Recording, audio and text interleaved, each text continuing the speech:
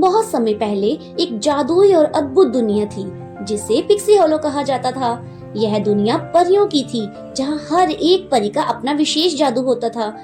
इनमें से एक थी टिंकरबेल, जो चीजों को सुधारने और नए आविष्कार करने की कला में माहिर थी। टिंकरबेल बाकी की परियों से थोड़ी अलग थी, जबकि अन्य परियां फूलों को खिलाने, पानी के झरने बहाने या मौसम बदलने जैसे काम करती थी। टिंकरबेल को पुराने सामानों को नया बनाना और अजीबोगरीब चीजें बनाना पसंद था। हालांकि उसकी यह कला पिक्सी होलो में ज्यादा मान्यता नहीं पाती थी।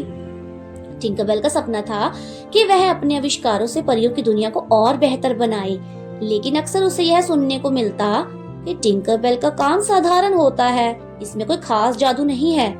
यह सुनकर वह कभी कभी उदास भी हो जाती थी। एक दिन पिक्सी होलो में एक बड़ा उत्सव होने वाला था। यह उत्सव जादुई फूल के खिलने का था, जो हर 100 साल के बाद एक बार में आता था। यह फूल पिक्सी होलो की जादुई शक्तियों का स्रोत था और इसे खिलाने के लिए सभी परियों को एकजुट होकर अपने जादू को इस्तेमाल करना पड़ता था। टिंकरबेल ने सोचा, क्यों ना मैं भी इस उत्सव में कुछ खास करूं। उसने अपने दोस्तों रोजी और सिल्वर मिस्ट से बात की, लेकिन दोनों ने उसे सलाह दी कि यह काम उन परियों के लिए है जो प्रकृति और जादू में माहिर है। तुम्हें इससे दूर रहना चाहिए। टिंकरबेल का मन उदास हुआ, लेकिन उसने हार नहीं मानी। उसने फैसला किया कि वह अपनी कला से कुछ ऐसा बनाएगी जो सभी परियों के लिए उपयोगी होगा। जैसे ही उत्सव का दिन नजदीक आया, अचानक पिक्सी होलो पर संकट आ गया। एक बड़ी तूफानी हवा जंगल के उस हिस्से में चली जहां जादुई फूल खिलने वाला था। उस तूफान ने वहां की जमीन को बुरी तरह से नुकसान पहुंचाया। सभी परियां परेशान हो गई। अगर जादुई फूल समय पर नहीं खिला तो पिक्सी होलो की जादुई शक्तियां खत्म हो सकती थी। रानी क्लेरियन ने सभी परियों को बुलाया और कहा, हमें मिलकर इस समस्या का समाधान खोजना होगा। कोई भी छोटी या बड़ी मदद काम आ सकती है। टिंकरबेल ने यह सुना और तुरंत अपने प्रयोगशाला में चली गई। उसने सोचा, मुझे कुछ ऐसा बनाना होगा जो इस फूल को सुरक्षित रखने और खिलने में मदद करे। टिंकरबेल ने लकड़ी, बेलों और चमकते जादुई पत्थरों से एक सुरक्षा गुबंद बनाया। यह गुबंद इतना मजबूत था कि किसी भी तूफान या बारिश से जादुई फूल को बचा सकता था, लेकिन उसे इसे लगाने के लिए अन्य परियों की मदद चाहिए थी। जब टिंकरबेल ने अपना आविष्कार परियों के सामने पेश किया तो कुछ परियां हंसी, यह क्या बचकाना चीज है। लेकिन रानी क्लेरियन ने उसकी बात ध्यान से सुनी और कहा, अगर यह काम कर सकता है तो हमें इसे आजमाना चाहिए। टिंकरबेल ने सभी परियों के साथ मिलकर गुबंद को लगाया। जब गुबंद स्थापित हुआ तो उसकी चमक से पूरे पिक्सी होलो में रोशनी फैल गई।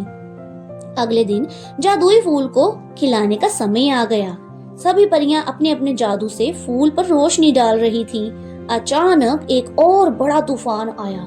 सभी परियां डर गई कि कहीं फूल फिर से नुकसान ना झेल ले, लेकिन टिंकरबेल का गुबंद पूरी मजबूती से खड़ा रहा।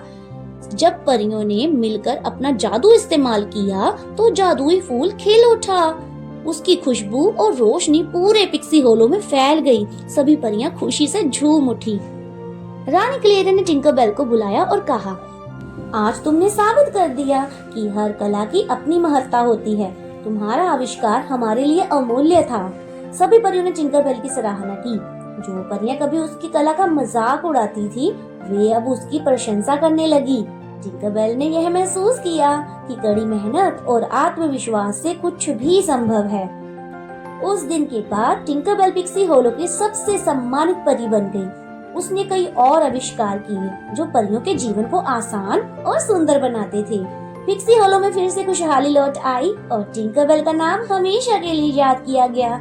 इस तरह टिंकरबेल ने अपने सपनों को सच कर दिखाया और यह साबित कर दिया कि हर किसी में कुछ खास होता है, बस उसे पहचानने की जरूरत होती है।